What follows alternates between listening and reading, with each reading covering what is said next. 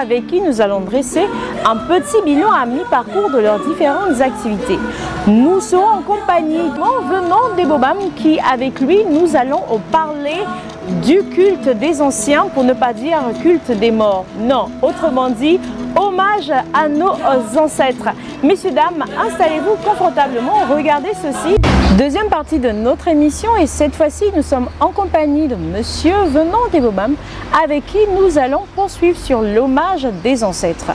Venant, bonsoir. Bonsoir Madame Jennifer. Merci d'avoir accepté notre invitation. C'est moi qui vous remercie. Alors, ancêtres, aïeux, défunts, disparus, est-ce que finalement c'est le même sens? Je ne sais pas si c'est le même sens, mais je dirais que ça dépend de la communauté qui définit les mots. Chez nous, on parle beaucoup plus des ancêtres. Les ancêtres, ce sont des gens qui ont marqué notre existence, qui ont marqué d'abord leur existence, qui empruntent sur notre existence et qui ont posé des actes nobles dans la société, qui se sont sacrifiés pour que cette société vive. C'est ça qu'on appelle un ancêtre. Et c'est généralement ces ancêtres-là qui font partie de notre généalogie. Lorsqu'on réussit la généalogie, on passe par des ancêtres, ces gens qui nous ont marqués et dont nos vies tiennent. Maintenant, des aïeux, comme leur nom l'indique, à partir de l'étymologie, c'est des personnes qui ont vécu et qui sont parties. Ils sont peut-être partis vieux. Et parmi ceux qui sont très jeunes aussi. Ou partis très jeunes aussi. Et parmi ceux qui sont partis, on les appelle généralement les morts. Il y a des morts. Dans les morts, il y a des ancêtres. Parce que les ancêtres ne sont pas morts. Les ancêtres vivent. Ah, d'accord. Les ancêtres ne sont pas morts, ce sont les ancêtres qui vivent, mais les morts sont morts. Les morts sont morts. Les ancêtres sont vivants. Eh bien, dis donc, il faut tout apprendre hein, quand on parle de culture. Donc, alors, à quoi consiste concrètement l'hommage des ancêtres? L'hommage des ancêtres, c'est une cérémonie qui permet à chaque fois de se souvenir de cette personne à qui nous tenons nos vies. Donc il y a des rituels qui sont faits autour et il y a des communautés qui se retrouvent pour effectivement parler de ces histoires, montrer ce qu'il a laissé et poursuivre l'œuvre qu'il nous a laissée parce que nous sommes sur terre pour marquer notre histoire. Est-ce que les ancêtres dans ce cas de figure sont communs? Est-ce que, parce que quand on parle de peuples qui racontent leur histoire, est-ce que finalement les ancêtres seraient communs à une tribu ou à un peuple? Il faut dire que chaque peuple, chaque communauté a ses ancêtres. Les ancêtres étrangers ne sont pas mes ancêtres. J'ai mes propres ancêtres qui figurent dans ma lignée généalogique et certains qui ne figurent pas parce que généralement on ne peut pas tout penser. Nous ne sommes pas nés hier et le monde n'a pas été créé hier. Nous sommes nés depuis. Donc lorsqu'on fait la généalogie, parfois on sursaute des noms dont on n'a pas souvenance. Oui. Et c'est ça qui rend très difficile l'étude scientifique des généalogiques. Mais toutefois, les ancêtres avaient trouvé des formules qu'on peut employer lorsqu'on oublie un ou plusieurs noms sur l'échelle de la généalogie. Très bien. Alors, y a-t-il une différence entre le culte des morts? Parce que là aussi, c'est vrai qu'on parle des morts, mais dans le culte des morts, on fait aussi référence à les ancêtres. Il faut dire que c'est le français, vous parlez du culte des morts, mais c'est le français qui a défini le culte des morts. Nous, Africains, on ne connaît pas le culte des morts. Généralement, on rend hommage aux ancêtres. Et le culte qu'on rend, si on peut parler de ces rituels, c'est le culte de la lumière. Ça veut dire qu'on fait des cérémonies religieuses qui permettent de capturer les énergies des ancêtres pour que nous, à notre tour, nous les propagions autour de notre génération et des générations à venir. C'est cela le culte des morts. En fait, on n'a pas un culte à rendre aux morts. Un mort, il est parti, mais l'ancêtre, il vit. L'ancêtre, il vit. Parce qu'on nous dit toujours que les ancêtres sont dans nos gènes, dans notre ADN. Ils sont avec nous, ils sont partout où nous sommes. Oui, chez les Ekans, il y a 3 stades. Il y a des Monyaboro, il y a des Tira et il y a Botara. Botara, c'est ceux qui ont vu pour la première fois l'existence. C'est eux qui sont très proches du Créateur. D'accord. À terre, ça veut dire le monde commence. Ce sont eux qui sont très près. Et ces Tara-là ont reçu la connaissance de Dieu, la connaissance de l'incréé. Après, ils l'ont mûri. On les appelle maintenant Betira. Betira, oui. Ils ont mûri la connaissance. Ils ont mûri la connaissance. Et lorsqu'ils sont partis, ils laissent la connaissance à Bonyaboro. Ça veut dire les sages du village. Nyamboro. Okay. Voilà. Ça veut dire les sages du village, les grands qui ne parlent pas pour parler. Et ils savent quand ils parlent, soit ils détruisent, soit ils construisent. Et c'est pourquoi on dit chez nous, le maniement des jours oratoires, c'est un art. Il faut bien s'y prendre avant de parler. Alors s'il faudrait contextualiser, parce que dans la Bible, on a Dieu, voilà, et ensuite on a les anges. Est-ce qu'on peut assimiler, on peut penser que certains ancêtres seraient comme des anges? Oui, les autres ont des anges. Ils appellent ça anges. D'autres appellent les génies tutélaires. D'autres appellent les égrégores. Et tout ça, ça fait partie. Mais parce que certains disent génie, égrégore, c'est une chaîne, c'est comme un niveau, un premier, un deuxième, un troisième niveau. Oui, ce sont des êtres invisibles à qui tu peux t'adresser lorsque tu es face à une difficulté. Ils sont là pour répondre généralement à nos problèmes. Mais tout dépend de l'orientation dont tu donnes à cette entité. D'accord. Moi, j'aime bien appeler ancêtre. J'aime pas appeler génie, j'aime pas appeler égrégore. C'est moi qui le dis. Mais quelqu'un d'autre va préférer appeler ange, l'autre égrégore. Mais moi, j'aime bien les ancêtres parce que mes parents m'ont dit, nos ancêtres, ce sont eux qui conduisent nos vies. Et c'est vers eux qu'on se réfère pour parler au Créateur qui est Dieu. Généralement, il est très loin de nous. On préfère s'adresser aux ancêtres qui peuvent plaider pour nous, pour parler au Créateur. Alors, c'est pas pour faire polémique, mais on a recours à un ancêtre pour parler au Créateur, alors qu'à l'Église, on nous dit qu'on peut simplement parler à la divinité, on peut simplement parler à Dieu.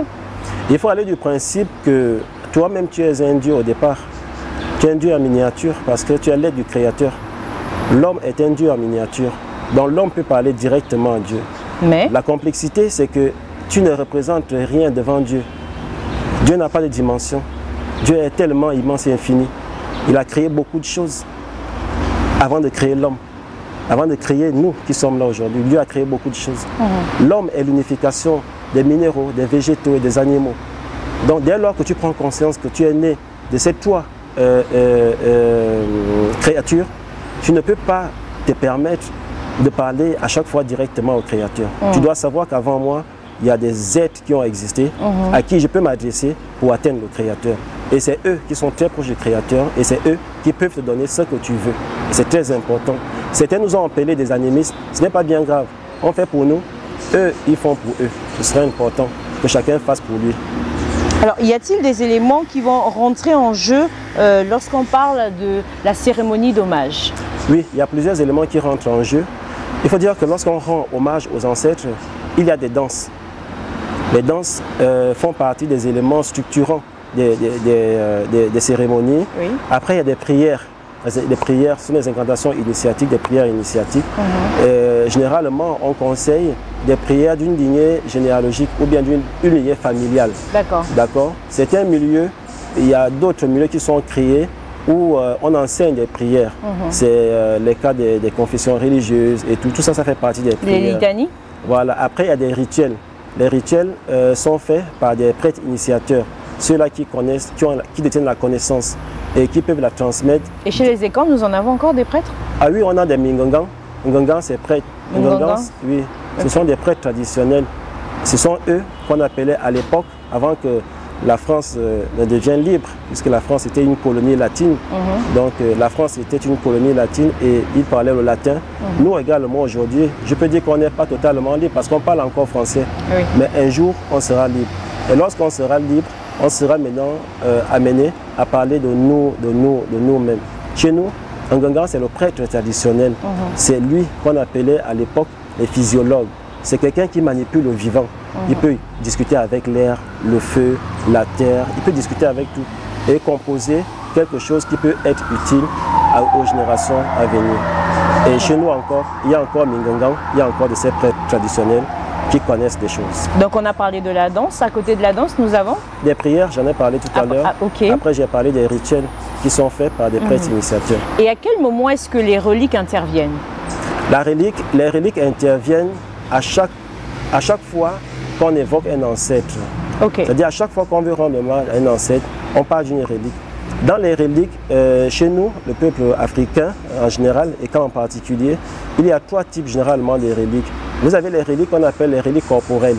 Ça peut être l'os d'une personne, ça peut être les cheveux d'une personne ou encore l'ongle d'une personne. Ce sont des éléments qui pourrissent très difficilement. D'accord. Très difficilement. Donc c'est ça les reliques corporelles. Ou le crâne. C'est l'os. Le crâne fait partie de l'os. Donc à côté de ces éléments corporels, ces reliques corporelles, vous avez également des reliques, des objets matériels. Ça veut dire que ton père est décédé, tu as laissé une maison. La maison peut être comme considérée comme une relique. Une relique, oui. La canne, là, la troisième main, là, la canne, la fameuse canne, là, ça peut être considéré comme une relique. Oui. Et une chaînette comme je porte là, je peux laisser ça comme une relique. Ou encore les statuettes d'une guilde. Les statuettes d'une guilde peuvent être considérées comme des reliques. Voilà, comme des reliques. C'est tout ça qui contribue aux objets. Maintenant, la dernière catégorie des reliques, c'est la catégorie des immatériels, ce que tu ne vois pas. D'accord. Le nom, moi c'est Zue. Mon nom c'est Zue. Un notable est Sabin. Donc, c'est une forme de relique. On va aussi dire, on peut dire que c'est un passage. Voilà, donc c'est une forme de relique. Oui. Donc, c'est une relique qu'on ne voit pas. La langue, tu parles aujourd'hui le Punu, l'autre parle le Teke, l'autre parle le Mozona que vous appelez Fan au Gabon. C'est une forme de relique, mais tu ne vois pas ça. Tu vois. Donc, c'est tout ça là, rassemblé, qui mis ensemble, qui permet de rendre hommage à ceux qui ont créé ces disciplines. Très bien. Alors, et à Bitam, parce que nous étions dans le Wolantem, à Bitam, et là, vous avez pris la position de rendre hommage à vos ancêtres, une lignée que vous connaissez très bien, et j'ai envie de dire, en vous écoutant, on réalise que les anciens avant vous le faisaient déjà. Aujourd'hui, qu'est-ce qu'il y a de nouveau que vous apportez dans ce petit culte, dans cette célébration? Il faut dire qu'à Bitam, c'était des grands retrouvailles. C'était lors du festival culturel de Bitam. Oui. Je peux dire que Bitam, ça faisait longtemps que Bitam avait redonné cette image du carrefour des grandes nations. On a vu des populations qui sont parties de Libreville, de Franceville, de Lambaréné pour se retrouver à Bitam. Je ne veux même pas parler de ceux qui sont partis du Cameroun, Yaoundé et Bolova. Et la Guinée équatoriale, pareil, on s'est tous retrouvés à Bitam avec des communautés qui vivent à Bitam. Donc c'était une marée humaine qui s'est retrouvée. Et c'était un festival où on voulait montrer, n'est-ce pas, aux gens qu'au XXIe siècle, on peut également utiliser d'autres formes de reliques. Au-delà de ce que j'ai cité tout à l'heure. Et ce qui a marqué les esprits et les gens qui étaient là, c'est le mémorial de Bitam. On a vu beaucoup de photos. Voilà, le mémorial. Le mémorial ici essaie un peu de tracer les grandes figures qui ont marqué cette ville. Que ce soit les figures culturelles, les figures spirituelles, politiques, administratives, je dirais dans tous les domaines. Le tableau était tellement bien divisé. Dans l'agriculture, dans la politique, dans l'économie. Et le travail n'est pas fini en fait. Nous allons augmenter au fur et à mesure. Très bien. Le but c'est atteindre à minimum 200 humanités classiques, ça veut dire 200 personnalités, femmes et hommes qui ont marqué la vie de Bitam pour que Bitam devienne ce qu'il est aujourd'hui. Et lorsqu'on va terminer, nous, notre génération, ce travail, nous souhaitons construire un grand mur. Un mur qui pourrait faire 1 kilomètre, où on ne voit que nous.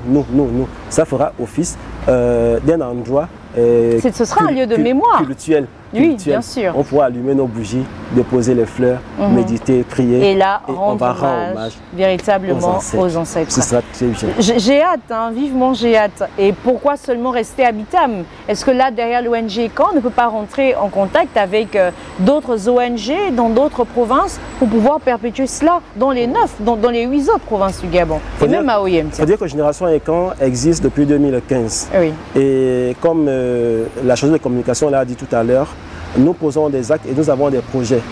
Lorsque nous avons des projets, on les pose sur la table. Et les projets, généralement, les plus offrants prennent les projets. Nous sommes en contact avec le lycée Blaise Pascal. Depuis aujourd'hui 3 ans. On dispense des cours de jeu de songo là-bas. C'est un projet qu'on a posé sur la table au Musée national. Et les responsables de cet établissement ont vu l'importance de ce projet. Ils ont pris le projet, ils ont essayé le projet et aujourd'hui, je peux vous garantir que ça marche. Donc voilà un projet, d'autres projets qu'on est en train d'initier. Si d'autres communautés souhaitent faire la même chose, au lieu d'aller calquer sur ce qui n'est pas ce qui ne vient pas d'eux, il serait très important de s'approcher des organisateurs et de voir comment l'affaire a été pensée dès le départ. Une fois qu'ils auront les codes, en ce moment-là, nous pourrons ensemble bâtir un truc comme ça. Mais je pense que dans chaque ville du Gabon, on pourra quand même faire des choses comme ça. On veut le mur avec toutes les photos des ancêtres. Oui, un mur avec les photos des ancêtres. Je crois que si on ne le fait pas, si notre génération ne le fait pas, les générations à venir nous prendront comme des peureux, comme des flemmards. Exactement. Et nous pensons que nous ne sommes pas des flemmards, nous sommes des écans et on peut le faire pour notre pays, pour notre communauté et pour l'Afrique. Merci Venant d'avoir répondu à toutes nos questions. Merci à vous de nous avoir regardés. Notre émission est à présent terminée. On l'a dit, on souhaiterait avoir des murs avec les images de nos ancêtres, sinon ne serait-ce que les noms, parce que c'est important de rendre hommage aux anciens. À très bientôt pour un autre rendez-vous de Gap Culture. Même chaîne, même heure. Sur ce, bonsoir.